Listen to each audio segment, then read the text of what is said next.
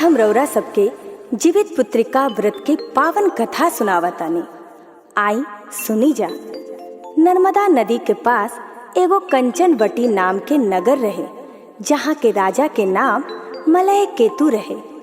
नर्मदा नदी के ही तट पर एगो बहुत बड़ा पाकड़ के पेड़ रहे, जवना के ऊपर चील और नीचे सियारिन रहत रही। दोनों सहेली में बड़ी दोस्ती रही। कुछ औरतन के जुतिया व्रत करत देख के दोनों सहेली भी व्रत करे के प्रण कैली। आगे का भइल सुनी जा। एगो चील सियारिन में रहे बड़ी यारी, व्रत में रहे के उपवास कइल जातै यारी।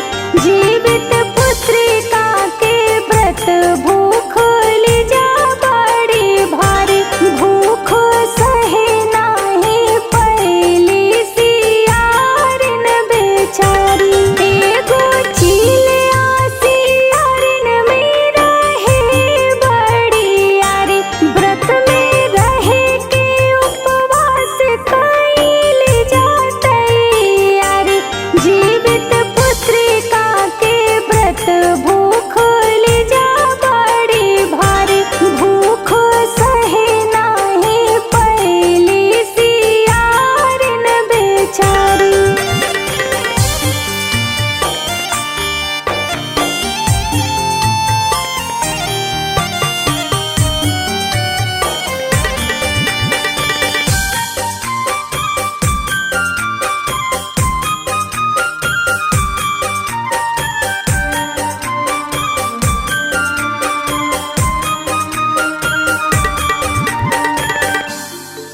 जवना दिन दोनों सहेली व्रत के भूखली जा, ओही दिन शहर के एगो बड़ व्यापारी के मृत्यु हो गई।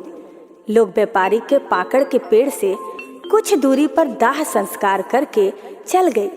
संजोग से ओही समय बड़ी तेज आंधी पानी आई। व्यापारी के पूरा शरीर ना जर पाई, जवना के देख के सियारिन के भूख बढ़ गई। आगे का भइल सुनी जा। शाम के देखली सियारिन मुर्दा जरत रहे पास, खइले मुर्दा के मांस भइल बरत के नाश। चील नियम से भूखली भूख कैली बरदास, चील के पाप भइल सात जनमवा के नाश।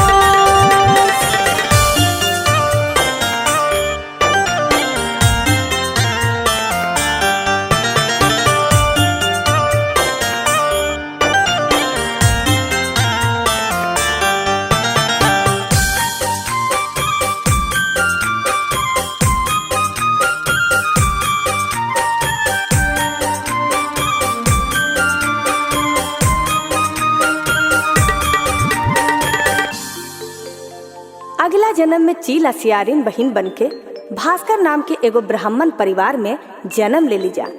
चील बड़ बहिन बनली, जेकर नाम शीलावती रहे, और सियारिन छोट बहिन बनली, जेकर नाम कपूरावती रहे।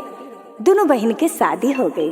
ब्राह्मण शीलावती के शादी बुद्धि से न से कैले, शादी कपूरावती के मलकी तू राजा से भइले। शीलावती के 7 गो पुत्र भइले, मंत्री पद के पहिले। कपूरावती के 7 गो पुत्र भइले, 7 मारी गए।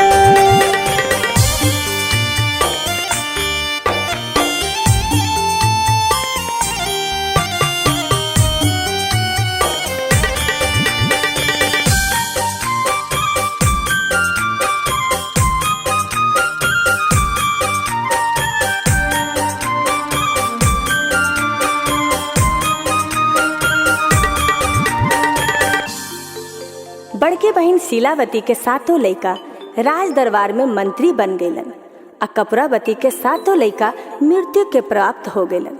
जवना के चलते कपूरावती के मन में शीलावती के लइकन के देख के जलन होखे लागल। कपूरावती मन में जलन लेके पति भीरी गईली, 7 पुत्र शीलावती